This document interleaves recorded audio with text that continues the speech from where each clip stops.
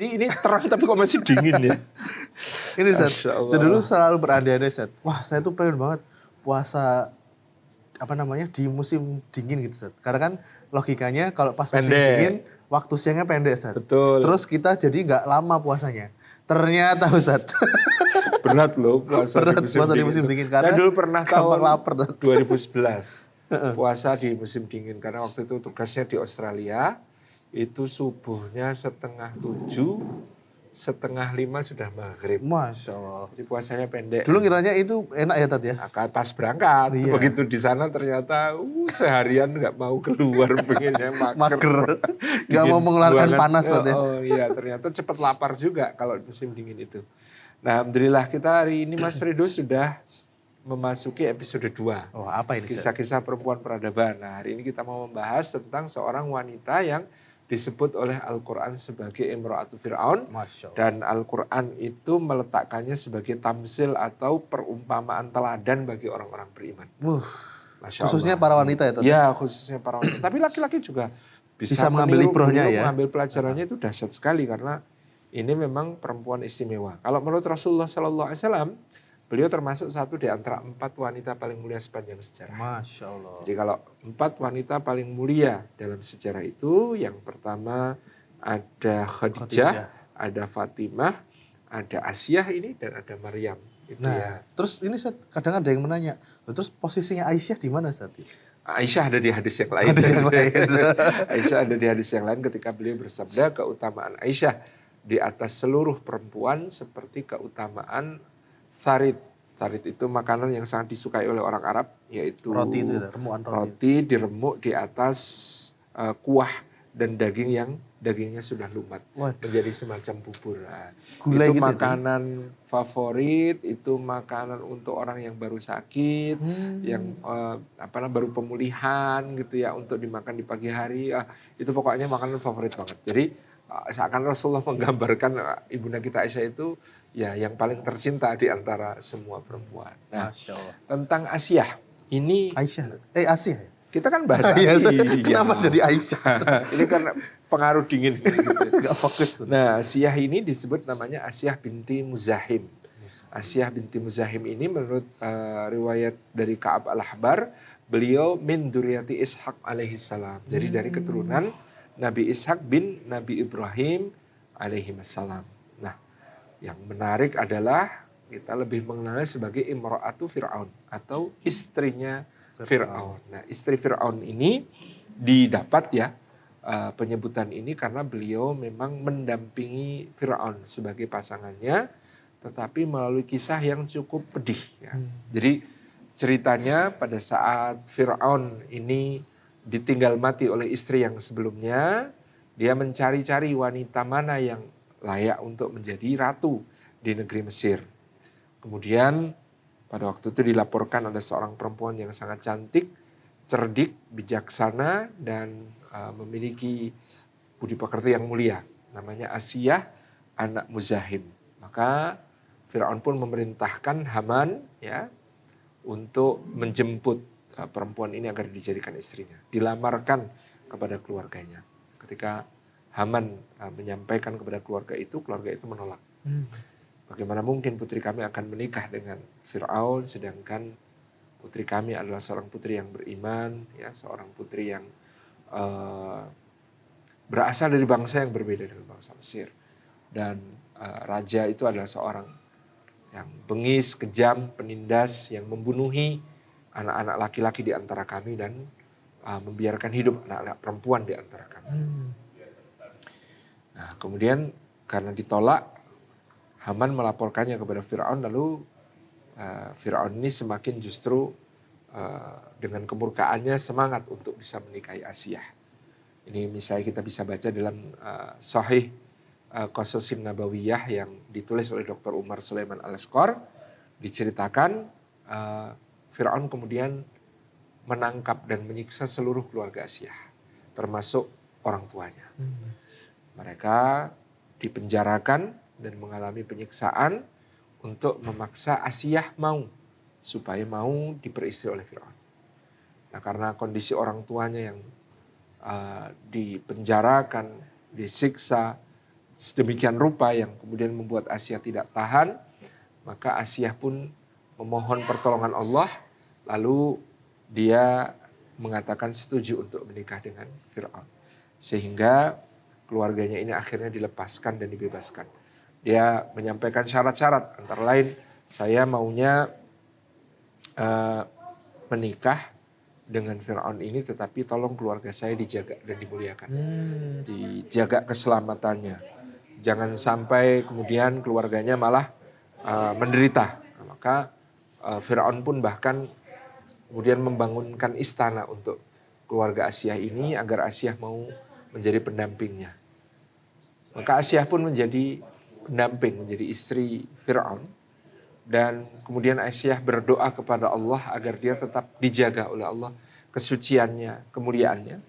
Sehingga ada satu riwayat yang menyebutkan meskipun Aisyah ini menjadi istrinya Fir'aun yang zalim, kejam dan bahkan mengaku diri sebagai Tuhan, artinya dia seorang yang kufur kepada Allah Subhanahu wa taala, sedangkan dia seorang wanita mukminah dan muslimah, maka disampaikan dalam riwayat itu cara Allah menjaga Aisyah adalah meskipun mereka tidur satu kamar, tetapi Asiyah selalu dijaga oleh Allah, sehingga setiap malam Fir'aun ini bersetubuh bukan dengan Asiyah, tetapi dengan syaitan betina atau iblis yang dimiripkan dengan Asiyah.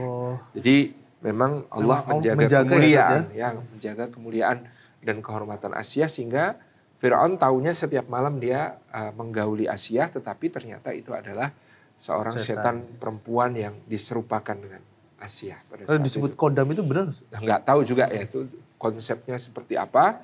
Yang jelas itu adalah bentuk pertolongan Allah kepada Asiyah pada saat itu.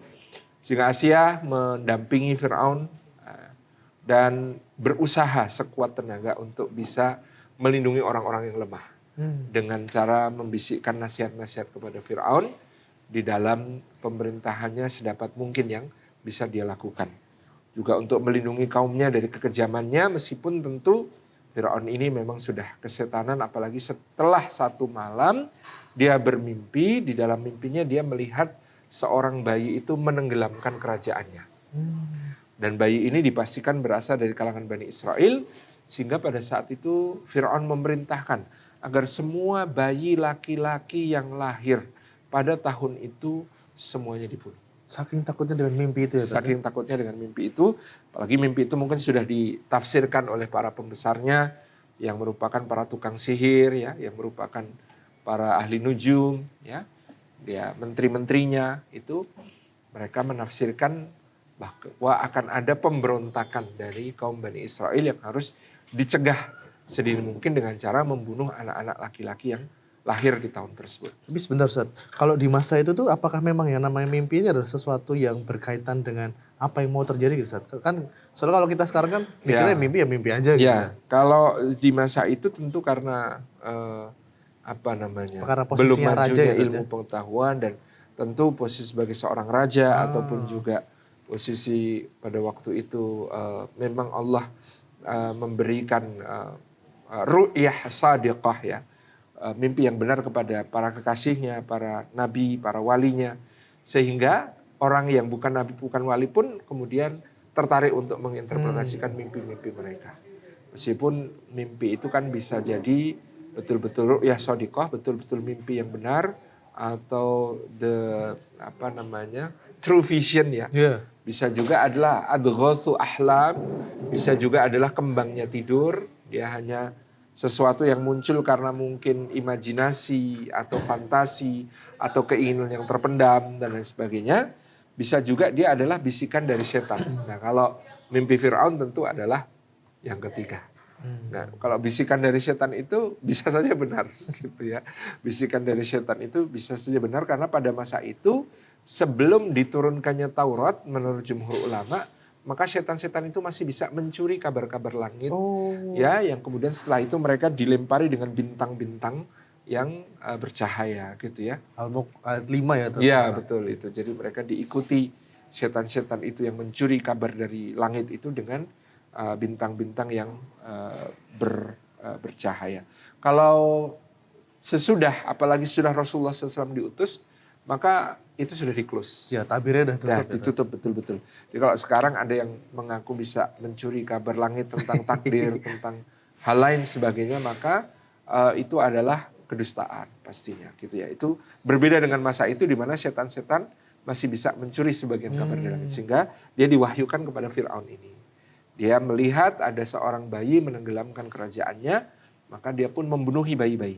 Nah, Allah kalau sudah berkehendak maka tidak ada yang bisa menghalangi kehendaknya, dan tidak ada yang bisa menduga begitu rapinya skenario yang Allah Subhanahu wa taala persiapkan untuk tampilnya orang yang akan membawa kehancuran bagi Firaun dan seluruh kesombongannya ini. Pada waktu itu seorang perempuan, kalau dalam riwayat-riwayat Israiliyat namanya Yakabit. Yakabit itu ibunya Nabi Musa. Dalam Al-Quran dia hanya disebut sebagai Ummi Musa, seorang yang juga mendapat wahyu ketika dia akan melahirkan. Ya, dia ketakutan, dia khawatir, tapi Allah menenangkannya dengan mengatakan begitu lahir nanti maka Allah yang akan menjaganya. Caranya adalah dengan memasukkan bayi ini ke dalam peti ya. Yang kemudian dihanyutkan di Sungai Nil. Masya Allah ya, kita bisa membayangkan kepasrahan yang luar biasa dan keyakinan yang sangat besar kepada Allah. Jadi bayi baru lahir, di mana pada saat itu Firaun dan bala tentaranya sedang kemana-mana mencari bayi yang baru lahir untuk langsung disembelih, untuk langsung dibunuh. Kalau kita udah lihat gedenya Sungai Nil itu mungkin akan juga ini lautan, gede banget. Kayak lautan. Gimana ceritanya gitu ya, kita bisa yakin untuk mengikuti apa yang diwahyukan oleh Allah untuk membawa atau memasukkan bayi itu ke dalam sebuah peti yang kemudian dihanyutkan di Sungai Nil. Yang antah berantah nanti entah ngelarinya kemana gitu ya. Kita tidak pernah tahu gitu ya. Dibawa oleh arus sungai ini mau kemana gitu. Masya Allah. Dan ibunya Nabi Musa ini dengan kepasaran dari Allah. Ya mungkin kalau kita mau perhitungan rasional begini. Kalau di rumah pasti mati. Ya kan? Kalau dihanyutkan belum tentu mati. Nah, kalau dihanyutkan masih ada kemungkinan. Masih ada kemungkinan mati. Iya. Kalau di rumah pasti mati. Iya. Jadi kalau mau ditimbang-timbang, kalau di rumah pasti mati.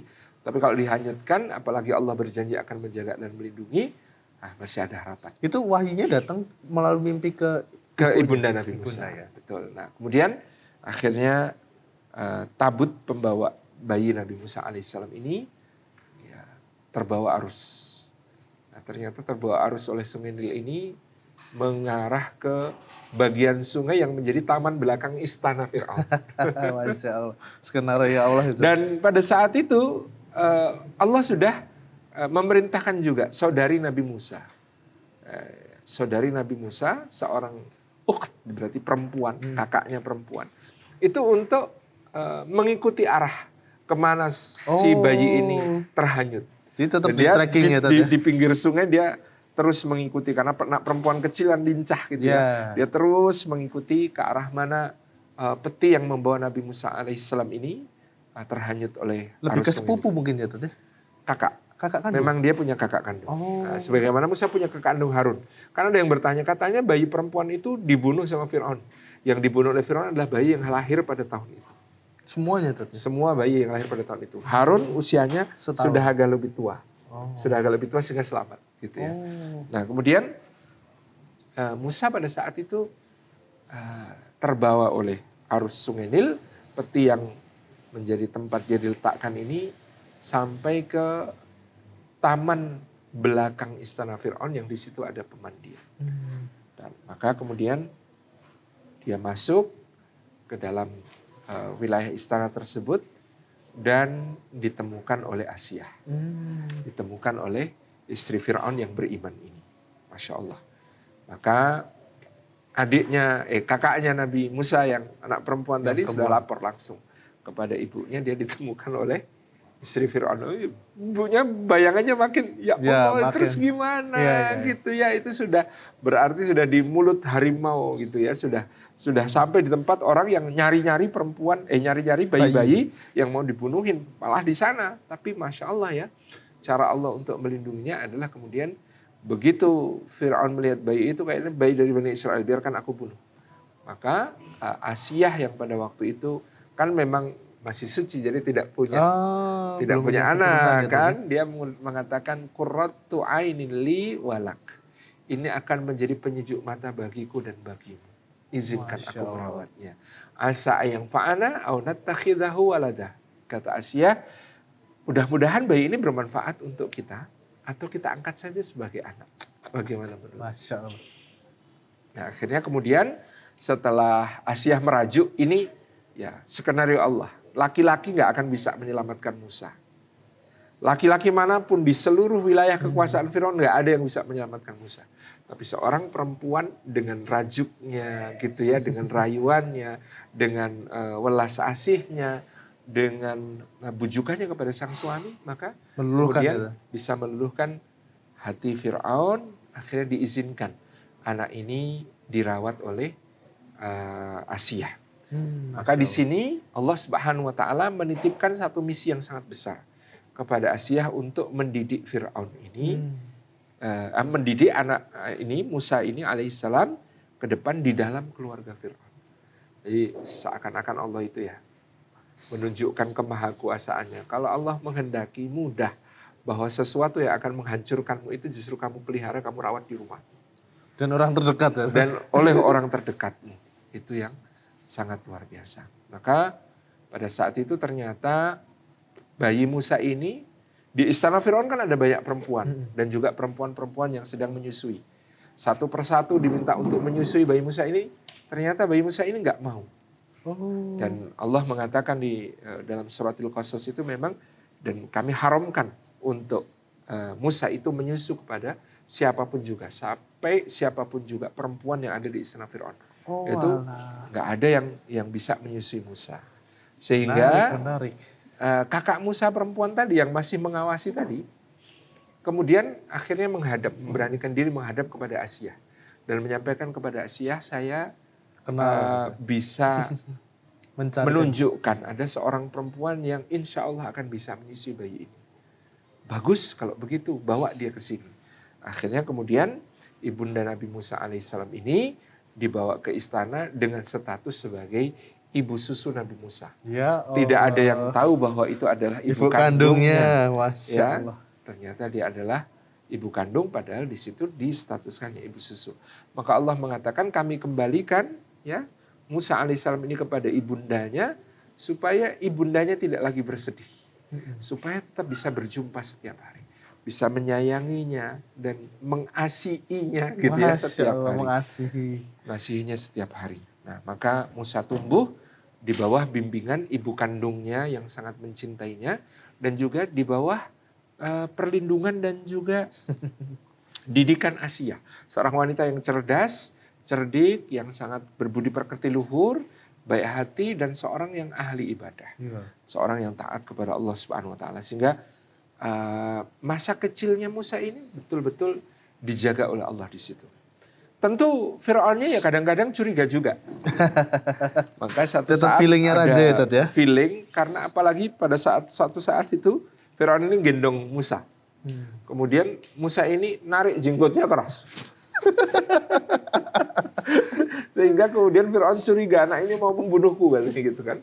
Kemudian Asiyah yang dengan sangat cekatan langsung menggendong anak itu dan mengatakan, mana mungkin anak selembut semanis ini hendak membunuh paduka. Ini tentu hanya namanya anak kecil, refleks suka lihat jenggot ditarik-tarik jadiin mainan. Wah, aku tidak percaya, anak ini terlalu cerdas untuk menjadi seorang bayi biasa gitu ya. Akhirnya untuk membuktikannya diceritakan bagaimana kemudian Firaun meletakkan emas berlian di satu piring dan batu bara api di piring yang lain. Nah, kemudian bayi Musa itu dilepas di situ. Diceritakan sebenarnya Asiyah sangat khawatir akan hal itu. Tapi ternyata bayi Musa ini merangkak. Dia melihat emas dan berlian tapi langsung menengok ke bara api. Lalu mendekati bara api itu, kemudian memasukkan bara api itu ke mulut beliau.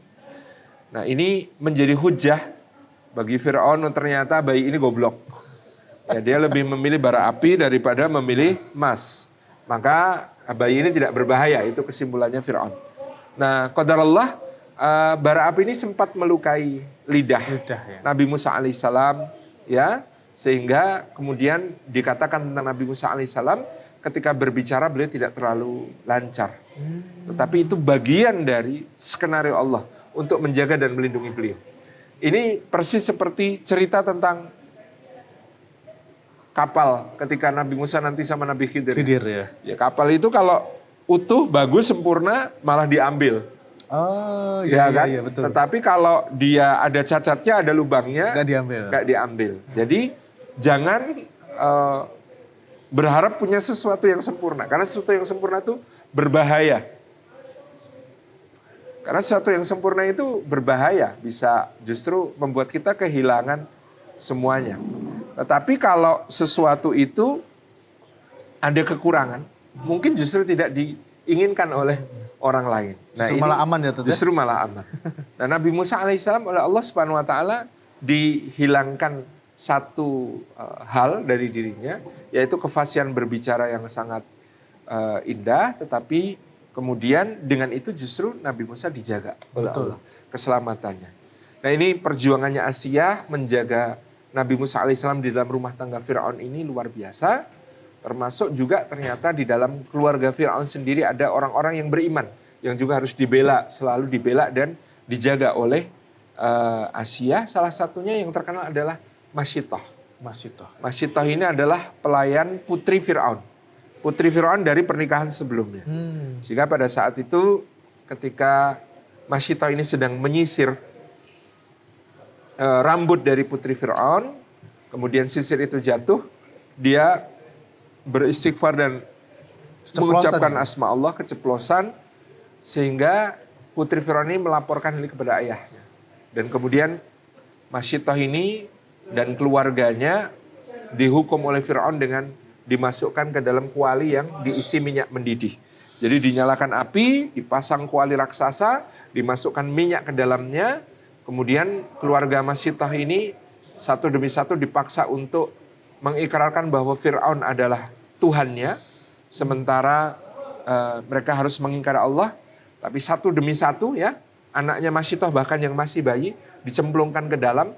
Masyitoh hanya meneteskan air mata dan kemudian mengatakan, wahai anakku sabarlah karena kelak kita akan berjumpa di sisi Allah, di surganya Allah Subhanahu wa taala. Nah, pada saat keluarga Masyitoh ini satu demi satu dibantai oleh Fir'aun dengan kekejaman yang seperti ini, Asiyah bersimpuh di hadapan Fir'aun meminta agar kemudian Masyitoh ini diampuni. Ini yang kemudian menjadikan Fir'aun semakin curiga kepada istrinya, bahwa istrinya adalah pengikut Nabi Musa alaihissalam yang saat itu sudah memulai dakwahnya.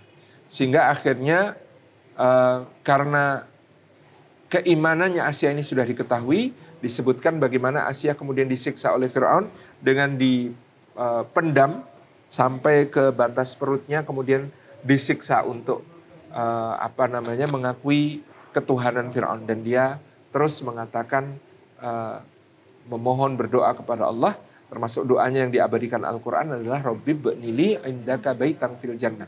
Ya Allah, bangunkan untukku di sisimu sebuah rumah di dalam surga. Ini doanya Asiyah ini tepat pada saat itu kemudian ditampakkan dalam penglihatannya bagaimana istananya kelak dalam surga. Dan pada saat itulah ruhnya dicabut untuk dimasukkan ke dalam istana surga seperti yang dia minta kepada Allah Subhanahu wa taala. Kalau kita perhatikan doanya Asiyah ini doa yang sangat menarik, karena Asiyah ketika itu mengatakan, ya Allah, perhatikan urutan doanya, bangunkan untukku di sisimu sebuah rumah di dalam surga. Jadi bukan bangunkan untukku sebuah rumah di dalam surga di sisimu, bukan. Tapi bangunkanlah untukku di sisimu terlebih dahulu. Ini akan menjadi kaidah dalam ucapan orang Arab, pilihlah tetangga sebelum memilih rumah. Oh, itu maksudnya. Ya, jadi dia yang pertama dia minta adalah ada di dekat Allah. Baru kemudian sebuah istana, baru kemudian sebuah rumah, baru kemudian di dalam surga. Jadi ini menunjukkan sebuah kemuliaan, ya sebuah kecerdasan dari seorang Asiyah yang dia minta untuk menjadi berada di sisi Allah terlebih dahulu, baru kemudian minta dibangunkan rumah di dalam surga. Jadi Asiyah yang begitu Musa alaihissalam mendapatkan risalah, langsung kemudian mengimani risalah tersebut, setelah sebelumnya mengikuti agama Nabi Ibrahim, Nabi Ishak dan Nabi Yakub, ya, kemudian akhirnya gugur karena keimanannya, mempertahankan keimanannya, dan ini bisa menjadi suri teladan bagi semua wanita beriman bagaimana seorang ya yang diberikan keutamaan oleh Allah menggunakan apapun yang dimilikinya dalam kedudukannya untuk bisa menjadi pelindung bagi kebenaran, untuk bisa menjadi pembela bagi kebenaran, untuk bisa menjadi pelindung dakwahnya Nabi Musa dan orang-orang yang beriman kepada Nabi Musa, termasuk upayanya yang terakhir untuk berusaha menyelamatkan Masitoh, meskipun gagal, tentu hal ini menjadi sesuatu yang sangat dimuliakan di sisi Allah Subhanahu wa taala, sampai akhirnya dia kemudian gugur dengan keimanannya yang sejati dan memiliki doa yang sangat indah, doa untuk menjadi tetangganya Allah, berada di dalam surganya Allah Subhanahu wa taala. Demikian kisah dari Asia. Masya Allah Ustaz, wah ini semakin menambah semangat kita semuanya untuk menjalani puasa Ramadan dengan penuh hikmah dan penuh semangat Ustaz. Ya, memang, ujian kita nggak ada apa-apanya dibandingkan ujiannya Asia tadi ya. Jadi kalau sekarang kita ujiannya menahan lapar di musim dingin juga nggak ada apa-apanya. Nggak ada apa-apanya, barakallah.